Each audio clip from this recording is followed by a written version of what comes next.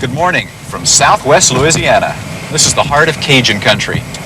Out here the counties are called parishes, and the signs don't read Smith or Jones. Instead you see names like Jobert, Bouladou, and Babineau.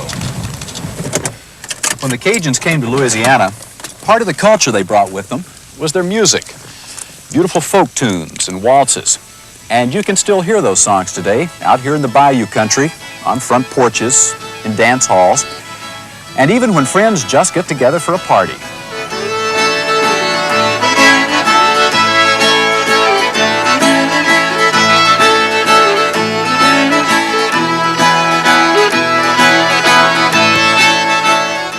These are not tunes that have been pasteurized and homogenized in an effort to find acceptance on every radio station in the country.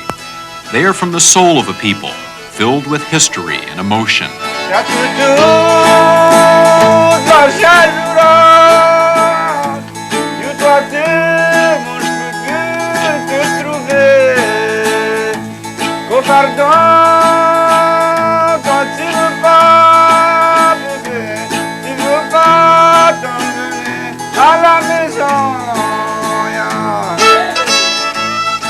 When you hear Cajun music, what do those sounds represent?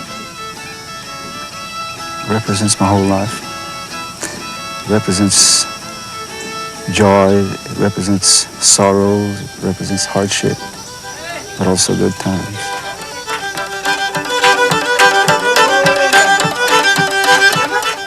Cajun music is not written down on paper.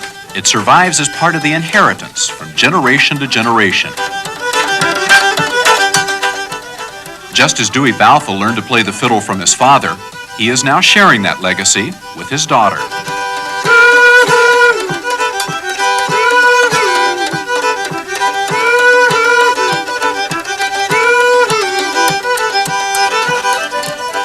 Music is a universal language.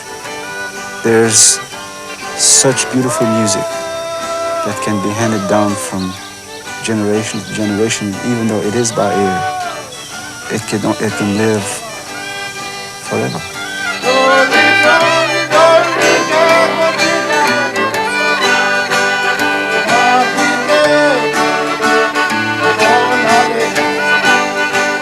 Hank Williams once wrote about being down on the bayou with jambalaya and crawfish pie. That is part of the Cajun lifestyle, and their music does talk about their food and their work and where they live, but it also reminds them of how they got here and of what they had to endure.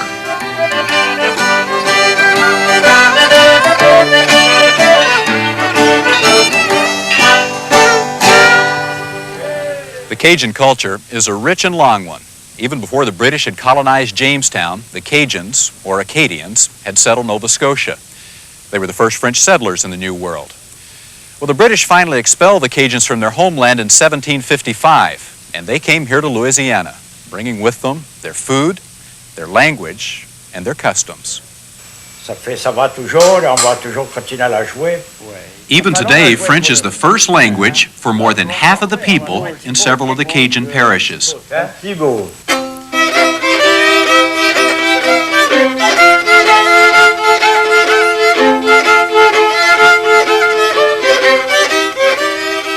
And French is the only language used in authentic Cajun music.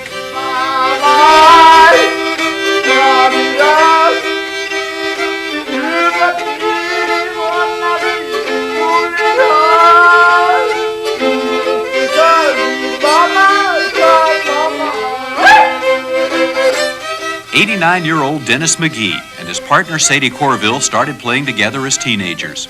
Courville remembers when people were looked down on for being a Cajun.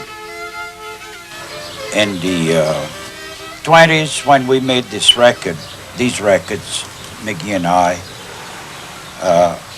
that I didn't care to have my name put on the records because the general public would look down on people playing Cajun music. But deep in my heart, I was sold on Cajun music. Dennis, how did you learn to play the violin? I started in 16 years old. I started to play the violin. One of my cousins, one day he said, "Dennis, I'm gonna buy you a violin." He bought me a little fiddle, red fiddle. I remember that like yesterday. And he put string on, and he got me a bow, and he tuned it, and he played a tune. Tous les deux pour la mienne, il l'autre qui l'aura, ça sera mon qui l'aura, la sa petite fille.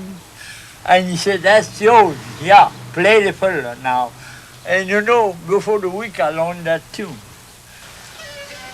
McGee and Courville, true to the tradition, learned their music from their fathers. And now Sady, who fears the purity of the old Cajun sound is being diffused with an influx of pop music, is trying to pass his fiddling style along to his grandson Eric.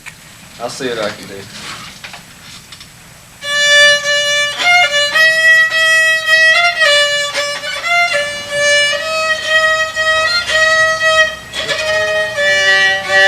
Remember number 5?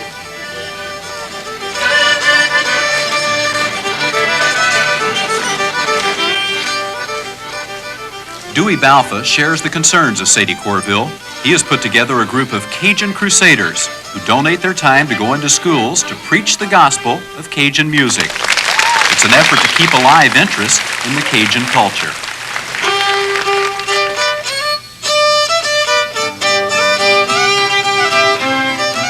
I feel like the students are the Americans of tomorrow, and I hope to, like I've often said, just plant a seed, and maybe this music will survive.